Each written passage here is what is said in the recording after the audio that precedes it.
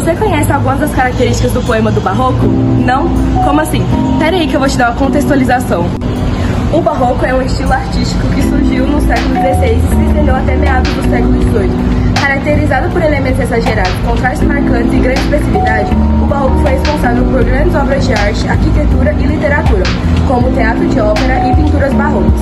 Seu objetivo era criar um efeito de grandeza e magnificência, mostrando a grandiosidade do mundo e do homem. O Barroco se diferencia do Renascimento por seus elementos mais dramáticos e teatralizados. As principais características são a utilização de cores vibrantes, o uso de luz e sombra, a criação de efeitos dramáticos e preferência por formas orgânicas e sinuosas. Além disso, as obras barrocas costumam ter temas religiosos. E aí, deu pra entender?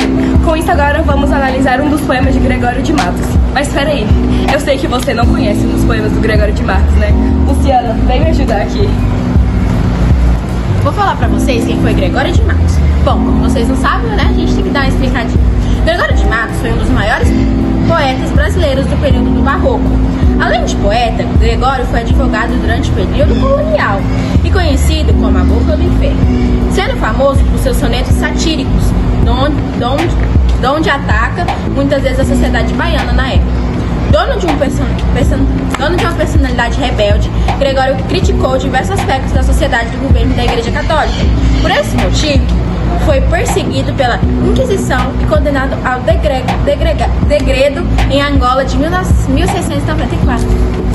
Agora vamos ler o poema.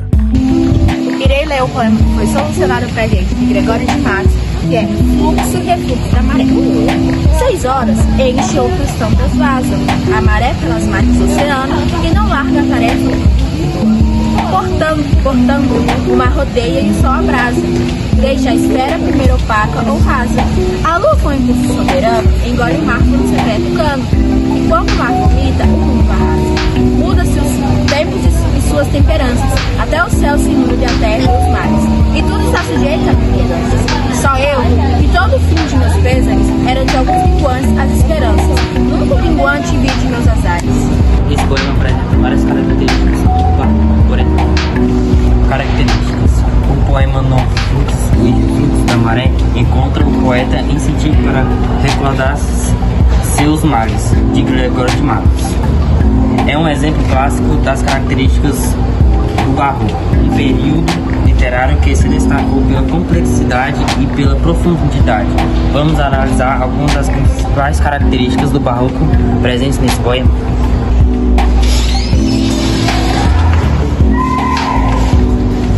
Primeiro, dualidade e paradoxo. O Barroco é conhecido por seu uso de paradoxos e dualidades para refletir a complexidade da experiência do poema. O fluxo e refluxo da maré representa a dualidade da vida, a constante alternância entre os altos e baixos, que pode ser interpretada como metáfora para a dualidade entre prazer e sofrimento, sucesso e fracasso. O paradoxo está presente na ideia de que a constante mudança é instabilidade de maré podem proporcionar ao poeta o incentivo para recordar seus próprios males. Segundo ponto, memento mori e reflexão sobre a transitoriedade. Terceiro ponto, metáforas e imagens naturais. Quarto ponto, autoanálise e introspecção. Quinto ponto, conflito e tensão. E por fim, o sexto ponto, linguagens ornamentadas e complexas. Embora a frase fornecida seja relativa direta, Gregório de Matos, em geral, utilizava uma linguagem ornamentada e complexa. O uso de metáforas elaboradas e profundidade temática são características que também refletem o estilo do Barroco. Voltamos para o primeiro ponto. Vamos interpretar agora o fluxo e refluxo da maré. Vou falar agora para vocês.